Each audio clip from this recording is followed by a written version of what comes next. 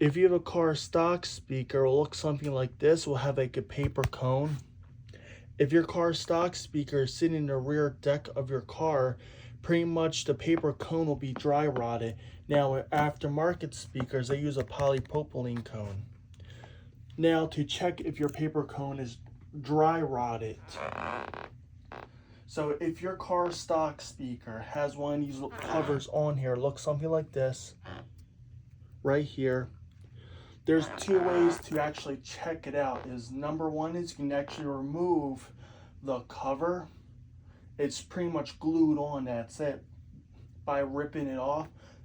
Or number two is go underneath here, right here, then check if the cone rips.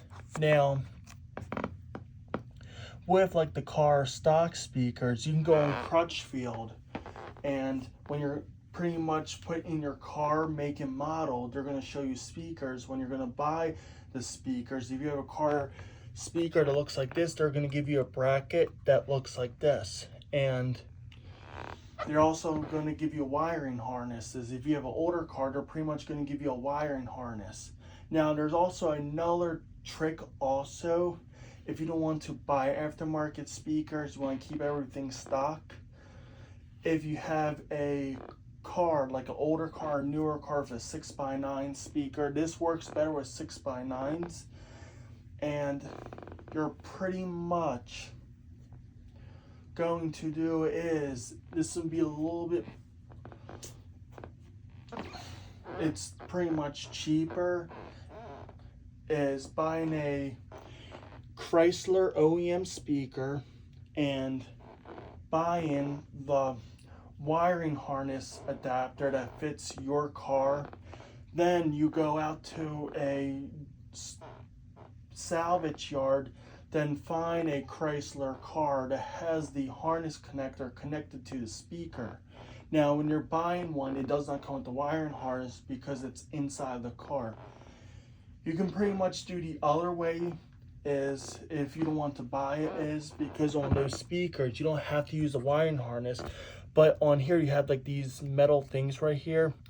What you can actually do is, and on a Chrysler speaker or any speaker with a stamped steel basket will work, you have a wiring harness that'll look like this. Now you have two things right here, and these are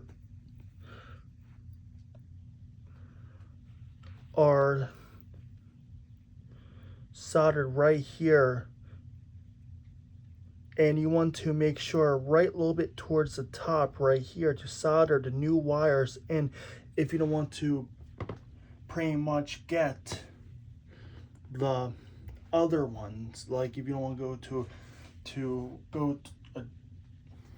a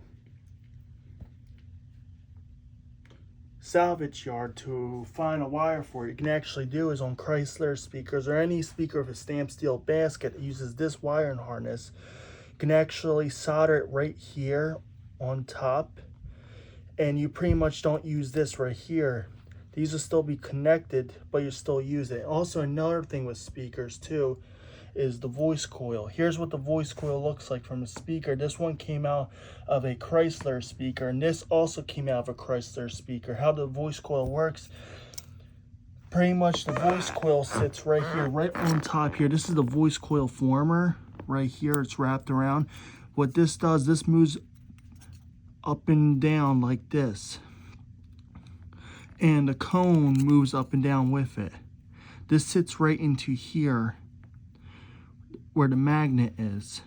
Now with this right here, this works with any speaker.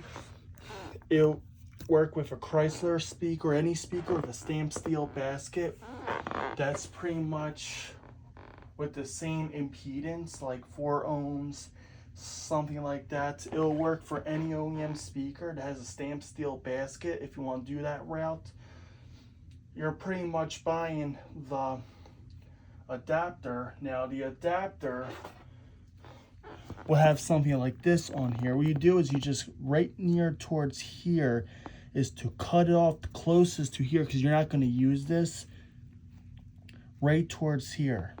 Now you have the wiring harness on the other end. That one connects to your car. Then when you have the thing snipped off, then you pretty much do is right towards here with the positive and positive and negative is you just put it on the right way.